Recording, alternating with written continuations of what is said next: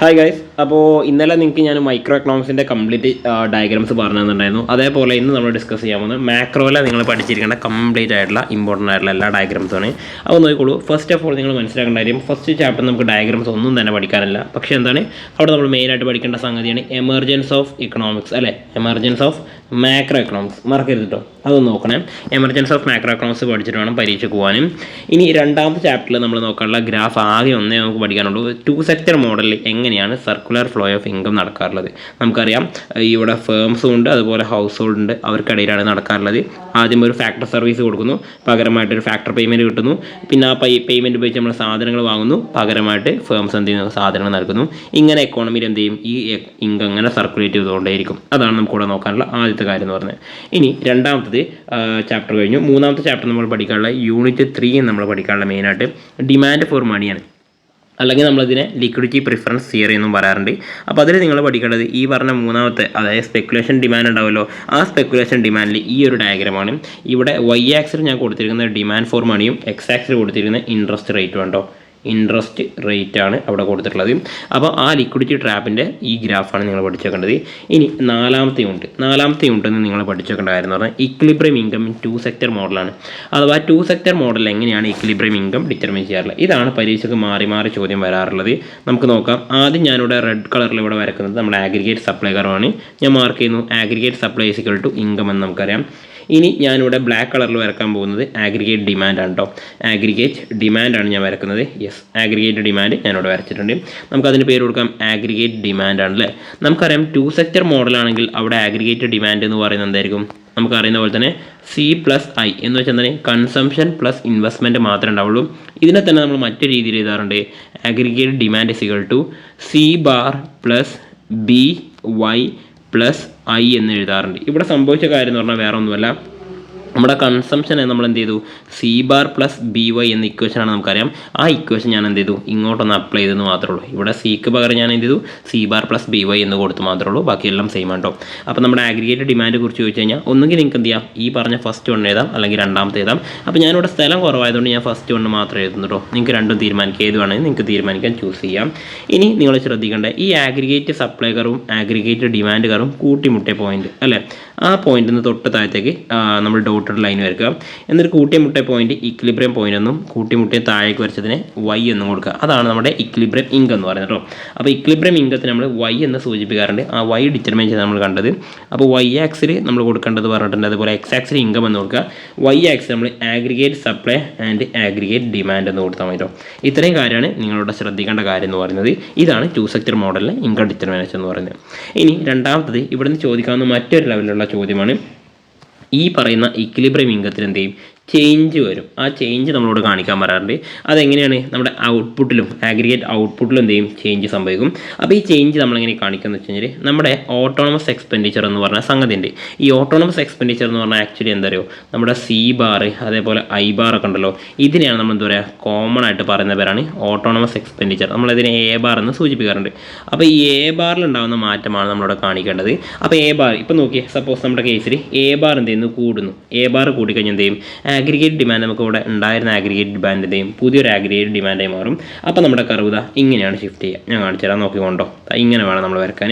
എന്നിട്ട് ഞാനിവിടെ മാറ്റി ചെയ്താണ്. നമുക്ക് എന്താ വേണ്ടിയിരുന്നത്, ആഗ്രിഗേറ്റ് ഡിമാൻഡ് പുതുതായിട്ട് വന്നു. അപ്പോൾ AD1 എന്ന് കൊടുക്കുന്നു.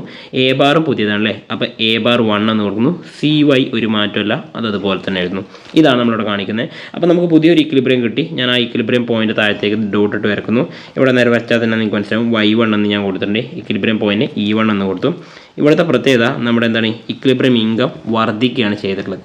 ഇക്വിലിബ്രിയം ഇൻകം എന്ത് ചെയ്തു, നമുക്കിവിടെ വർദ്ധിക്കുകയാണ് ചെയ്തത്. അപ്പോൾ നമുക്ക് എന്ത് പറയാം, നമുക്കിവിടെ ചേഞ്ച് ഉണ്ടായത് ആഗ്രിഗേറ്റ് ഈ പറഞ്ഞ നമ്മുടെ ആഗ്രിഗേറ്റ് ഓട്ടോണമസ് എക്സ്പെൻഡിച്ചർ കൂടുകയാണെങ്കിൽ എന്ത് ചെയ്യും, നമ്മുടെ ഇക്വിലിബ്രിയം ഇൻകവും എന്ത് ചെയ്യും, കൂടും. പ്ലസ് എന്ത് സംഭവിക്കും, നമ്മുടെ ഔട്ട്പുട്ടും ഇവിടെ കൂടും എന്നുള്ളതാണ് ഇവിടെ നിന്ന് മനസ്സിലാക്കേണ്ട റിലേഷൻ എന്ന് പറഞ്ഞത്. ഇനി രണ്ടാമത്തെ കേസ് നോക്കാം. ഈ ഓട്ടോണമസ് എക്സ്പെൻഡിച്ചർ കുറയുകയാണെങ്കിൽ എന്താ സംഭവിക്കുന്നത്, ഓട്ടോണമസ് എക്സ്പെൻഡിച്ചർ കുറയുകയാണെങ്കിൽ നമുക്ക് സംഭവിക്കുന്ന കാര്യം, നമ്മുടെ ഗ്രാഫിൽ നമ്മൾ വരച്ച പോലെ തന്നെ നമ്മൾ നേരെ താഴേക്ക് വരക്കുകയാണ്. അത്രേ നിങ്ങൾ ചെയ്യേണ്ടതുള്ളൂ. അപ്പോൾ നോക്കിക്കോളൂ, ഞാൻ കാണിച്ചു തരാം ഇവിടെ സംഭവിച്ച കാര്യം. നമ്മുടെ ആഗ്രിഗേറ്റ് ഡിമാൻഡ് കുറയുകയാണ് ചെയ്തല്ലേ, ഞാൻ അതിന് AD2 എന്ന് കൊടുത്തു. ഇനി ആഗ്രിഗേറ്റ് നമ്മുടെ ഓട്ടോണമസ് എക്സ്പെൻഡിച്ചർ A ബാർ എന്നുള്ള എന്തായി മാറി, A2 എന്നായി മാറി. CY പഴയതുപോലെ തന്നെ മാറ്റമില്ലാതെ എഴുതുക. ഓക്കെ, ഇനി അവിടെ ഇക്വിലിബ്രിയം പുതിയ പോയിന്റ് വന്നല്ലോ, ആ പോയിന്റ് ഞാനവിടെ മാർക്ക് ചെയ്യാണ്. നോക്കിക്കോണം, ജസ്റ്റ് താഴത്തേക്ക് ഡോട്ട് ഇട്ട് വരിക, Y2 എന്ന് പേര് കൊടുക്കുക, ഇക്വിലിബ്രിയത്തിന് E2 എന്ന് പേര് കൊടുക്കുക, ഇൻകം കുറഞ്ഞതാണെന്ന് കാണിക്കുകയും ചെയ്യുക. അപ്പോൾ നമുക്കവിടെ സംഭവിച്ച കാര്യം എന്താണ്, ഇവിടെ നമുക്ക് ഇൻകം ഇവിടെ കൂടുകയും ഔട്ട്പുട്ട് കൂടുകയൊക്കെയാണ് ചെയ്യുന്നതെങ്കിൽ ഇവിടെ നേരെ തിരിച്ചാണ് സംഭവിക്കുന്നത്. നമ്മൾ എന്ത് ചെയ്തു, ഇക്വിലിബ്രിയം ഈ ഔട്ട്പുട്ട് കുറയുകയും ചെയ്യും, അതേപോലെ ഇക്വിലിബ്രിയം ഇൻകവും എന്ത് ചെയ്യും, കുറയും എന്നുള്ള റിലേഷനാണ് നിങ്ങളവിടെ പഠിച്ചിരിക്കുന്നത് കേട്ടോ. അപ്പോൾ വെരി ഇമ്പോർട്ടൻ്റ് ആണ്, ഇത് പരീക്ഷയ്ക്ക് ചോദിക്കുന്ന ചോദ്യമാണ്, മറക്കാതെ പഠിച്ചു വെക്കണം ഇത് വൃത്തിയായിട്ട്. ഇനി അടുത്തത് യൂണിറ്റ് 5 ആണ്. 5ാമത്തെ യൂണിറ്റ് നമുക്ക് പഠിക്കാനുള്ളത് ഫ്ലോ ചാർട്ടാണ് മെയിനായിട്ട് നോക്കാനുള്ളത്. ഈ പറഞ്ഞ ഫ്ലോ ചാർട്ട് മാത്രം നോക്കിക്കുക. ഗവൺമെൻറ് ബജറ്റ് രണ്ടായിട്ട് തിരിക്കുന്നുണ്ട്, റവന്യൂ ബജറ്റ് എന്നും തിരിക്കുന്നു, അതുപോലെ ക്യാപിറ്റൽ ബജറ്റ് എന്നും തിരിക്കുന്നു. റവന്യൂ ബജറ്റിനെ റവന്യൂ റെസിപ്റ്റ് എന്നും റവന്യൂ എക്സ്പെൻഡിച്ചർ എന്നും തിരിക്കുന്നുണ്ട്. ക്യാപിറ്റൽ ബജറ്റിനെ ക്യാപിറ്റൽ റെസിപ്റ്റുകളും ക്യാപിറ്റൽ എക്സ്പെൻഡിച്ചർ എന്നും തിരിക്കുന്നു. ഇനി റവന്യൂ റെസിപ്റ്റിനെ tax revenue, non tax revenue എന്നും, റവന്യൂ എക്സ്പെൻഡിച്ചറിനെ പ്ലാൻഡ്, നോൺ പ്ലാൻഡ് എന്ന് പറയുന്നത്. അതുപോലെ ക്യാപിറ്റൽ എക്സ്പെൻഡിച്ചറിനെ പ്ലാൻഡ്, നോൺ പ്ലാൻഡ് എന്ന് പറഞ്ഞ് പഠിക്കുന്നുണ്ട്. ഈ ഒരു ഫ്ലോ ചാർട്ടാണ് നിങ്ങൾ ആകെ കാര്യമായിട്ട് ഇവിടെ നിന്നും പഠിച്ചു വെക്കേണ്ടത്. ഇനി 6ാമത്തെയും അവസാനത്തെയും ചാപ്റ്ററിൽ പോകുന്നതിന് മുമ്പ് ഇവിടുന്ന് ഹിഡൻ ആയിട്ടുള്ളൊരു ഭാഗമുണ്ട്. നമ്മുടെ നേരത്തെ കണ്ട 4th ചാപ്റ്ററിലെ ഇൻകം ഡിറ്റർമിനേഷൻ തന്നെ, പക്ഷെ അതൊരു 3 സെക്ടർ മോഡൽ എങ്ങനെ ചെയ്യുന്നതാണ്. 3 സെക്ടർ മോഡൽ എന്ന് പറയുമ്പോൾ നിങ്ങൾ മനസ്സിലാക്കുക, ആഗ്രിഗേറ്റ് ഡിമാൻഡ് 2 സെക്ടറിലാണെങ്കിൽ C+I എന്ന് മാത്രമേ ഉള്ളൂ അല്ലേ. 3 സെക്ടർ ആകുമ്പോൾ അവിടെ ഒരാളും കൂടി കടന്നു വരും, അത് വേറെ ആരുമില്ല, ഗവൺമെൻറ് എക്സ്പെൻഡിച്ചറാണ്. അപ്പോൾ G കൂടി നമ്മളിവിടെ ചേർക്കുകയാണ് ചെയ്യുന്നത്. ഇനി നമുക്ക് എന്ത് ചെയ്യാം, ഇക്വിലിബ്രിയം ഒന്ന് കണ്ടുനോക്കാം.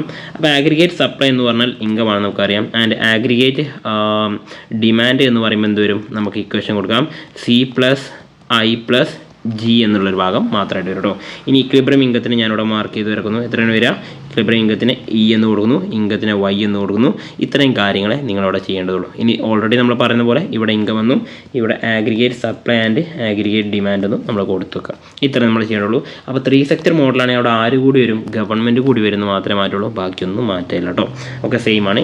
ഇനി ലാസ്റ്റ് ആൻഡ് ഫൈനൽ ആയിട്ടുള്ള ചാപ്റ്ററാണ് യൂണിറ്റ് 6 എന്ന് പറയുന്നത്. ഈ ചാപ്റ്റർ നമ്മൾ നോക്കേണ്ടത് ഫിക്സഡ് എക്സ്ചേഞ്ച് റേറ്റും അതേപോലെ ഫ്ലെക്സിബിൾ എക്സ്ചേഞ്ച് റേറ്റുമാണ്. ഫിക്സഡ് എക്സ്ചേഞ്ച് റേറ്റിൽ എങ്ങനെയാണ് എക്സ്ചേഞ്ച് റേറ്റ് തീരുമാനിക്കാന്ന് വെച്ച് കഴിഞ്ഞാൽ, നമ്മൾ ആദ്യം എക്സ്ചേഞ്ച് റേറ്റിൻ്റെ കാര്യത്തിൽ ഡിമാൻഡ് ഫോർ ഫോറിൻ എക്സ്ചേഞ്ച് അല്ലേ, അപ്പോൾ ഞാനത് മാർക്ക് ചെയ്തു, ഡിമാൻഡ് കർവ് ഞാൻ മാർക്ക് ചെയ്തു. ആൻഡ് സപ്ലൈ ആണ് നെക്സ്റ്റ് നമുക്കിവിടെ വേണ്ടത്, സപ്ലൈ ഓഫ് ഫോറിൻ എക്സ്ചേഞ്ച് ആണിത്, അതും ഞാൻ മാർക്ക് ചെയ്തത്, എന്താ പേര് കൊടുത്തത്, സപ്ലൈ ഓഫ് ഫോറിൻ എക്സ്ചേഞ്ച് എന്ന് കൊടുത്തു. ഇനി നിങ്ങൾ ശ്രദ്ധിക്കേണ്ട കാര്യം, ഈ പറഞ്ഞ ഡിമാൻഡ് സപ്ലൈ ഒക്കെ നമ്മൾ തീരുമാനിക്കുക എവിടെയാണ്, ഈ പറഞ്ഞിട്ട് ഫിക്സഡ് ആയിട്ടുള്ള ഒരു റേറ്റ് ഗവൺമെൻറ് ഓൾറെഡി പറഞ്ഞിട്ടുണ്ടാവും, അതിൻ്റെ ഇടയിൽ മാത്രമേ തീരുമാനിക്കാൻ പറ്റുള്ളൂ. ഓക്കെ, അതാണ് സംഗതി പറയുന്നത്. അതിൻ്റെ ഇടയിൽ മാത്രമേ നമുക്കിവിടെ തീരുമാനിക്കാൻ പറ്റുള്ളൂ, വേറെ ഒന്നും നമുക്കിവിടെ ചെയ്യാൻ പറ്റില്ല. അപ്പോൾ ഞാനത് അതിൻ്റെ മാക്സിമം ലിമിറ്റാണ് ഞാനിവിടെ റെഡിൽ മാർക്ക് ചെയ്ത് ഇപ്പോൾ വരച്ചുകൊണ്ടിരിക്കുന്നത്. ആൻഡ് അതേപോലെ അതിൻ്റെ എന്താണ് മിനിമം ലിമിറ്റും ഉണ്ട്. അപ്പോൾ നമ്മുടെ എക്സ്ചേഞ്ച് റേറ്റിന് എന്ത് ചെയ്യാം, ഫ്ലോട്ട് ചെയ്യാം, കുഴപ്പമില്ല. അപ്പോൾ എന്താണ്, ഇത് മാക്സിമം ആണ്, ഇത് മാക്സിമം റേഞ്ചാണ്. ആൻഡ് ഇവിടെ എന്താ കൊടുത്തിരുന്നത്, മിനിമം റേഞ്ചാണ്. അതിൻ്റെ ഇടയിൽ മാത്രമേ എക്സ്ചേഞ്ച് റേറ്റ് വരാൻ പാടുള്ളൂ. അപ്പോൾ നമ്മുടെ നിലവിലുള്ള എക്സ്ചേഞ്ച് റേറ്റ് അതിൻ്റെ ഇടയിലാണ് നമുക്ക് പറയാം. അപ്പോൾ അതിൻ്റെ എക്സ്ചേഞ്ച് റേറ്റ് ഞാനോട് കൊടുത്തു. ഇവിടെ ആയിരിക്കും നമ്മുടെ എക്സ്ചേഞ്ച് റേറ്റ് E എന്ന് മാർക്ക് ചെയ്യാം. ഇനി അതിൻ്റെ ക്വാണ്ടിറ്റി നമ്മൾ Y ആക്സിന് മാർക്ക് ചെയ്യും. ഇത്രയാണ് ഫിക്സഡ് എക്സ്ചേഞ്ച് ചെയ്യുന്നത്. ഇതേ സാധനം നമ്മൾ മാക്സിമം മിനിമം കൊടുക്കാതെ വരക്കുകയാണെങ്കിൽ അതാണ് എന്ത് പറയുന്നത്, നമ്മൾ ഈ പറഞ്ഞ ഫ്ലെക്സിബിൾ എക്സ്ചേഞ്ച് റേറ്റ് എന്ന് പറഞ്ഞിട്ടോ. സംഗതി സിമ്പിളാണ്, കാണിച്ചു തരാം. നോക്കിക്കോളൂ, ഞാൻ ആദ്യം ഡിമാൻഡും അതേപോലെ സപ്ലൈ ഞാനിവിടെ മാർക്ക് ചെയ്യുന്നു. Supply curve and demand for foreign exchange രണ്ടും മാർക്ക് ചെയ്തു. ഇനി നേരെ നിങ്ങളൊന്നും ചെയ്യേണ്ട, ജസ്റ്റ് ഇതാ ഈ പറയുന്ന ഡോട്ട് എന്ത് ചെയ്യുക, ഇക്വിലിബ്രിയം ഇൻകം കണ്ടുപിടിക്കുമല്ലോ, അതേപോലെ നമ്മുടെ ക്യാപിറ്റൽ മാർക്കറ്റ് നമ്മൾ കണ്ടുപിടിച്ച പോലെ തന്നെ, നമ്മുടെ മൈക്രോ എക്കണോമിക്സിൽ മാർക്കറ്റ് ഇക്വിലിബ്രിയം കണ്ടുപിടിക്കുമല്ലോ, അപ്പോൾ ചെയ്ത് അതേപോലെ തന്നെ ചെയ്യുക. ഇതായിരിക്കും നമ്മുടെ ഇക്വിലിബ്രിയം ഇൻകം എന്നുള്ളത് കണ്ടുപിടിക്കുക. അത്രയുള്ള സംഗതി എന്ന് പറയുന്നത്, വേറെ ഒന്നും നിങ്ങളതിൽ കൺഫ്യൂഷൻ ആവണ്ട. അപ്പോൾ ഇത്രയും കാര്യങ്ങളാണ് നമുക്ക് നോക്കാനുള്ളത്. അപ്പോൾ ഇത് വൃത്തിയായിട്ട് നിങ്ങൾ പഠിക്കുമെന്ന വിശ്വാസത്തിൽ തൽക്കാലം ഞാൻ വൈൻഡപ്പ് ചെയ്യുന്നു. Thank you.